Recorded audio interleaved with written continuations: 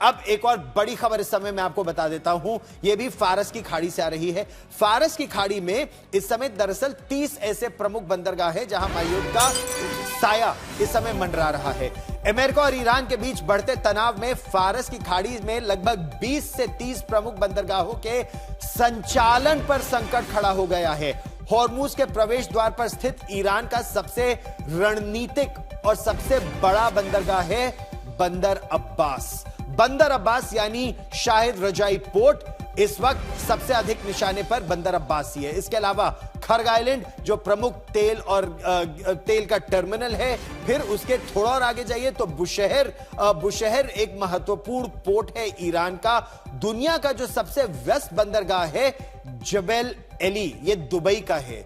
और सऊदी अरब का दमाम उसका एक पहले नाम था, अब किंग अब्दुल अजीज पोर्ट है, यह भी तनाव की जद में है। फिर कतर का रास लफान, उसके बारे में हम कई बार बात कर चुके हैं, जो दुनिया का सबसे बड़ा एलएनजी एक्सपोर्ट हब है। वहां से होने वाली गैस सप्लाई पर खतरा लगातार मंडराता जा रहा है।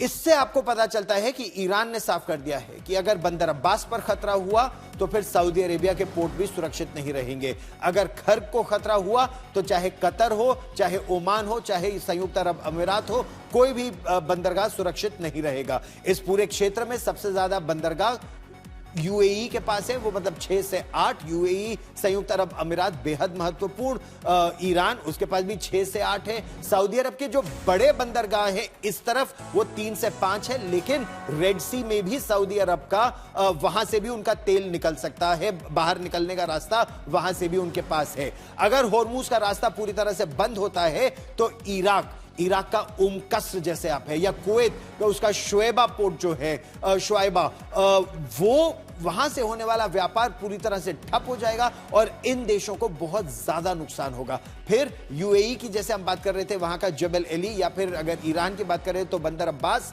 ये बहुत बिजी हब्स है।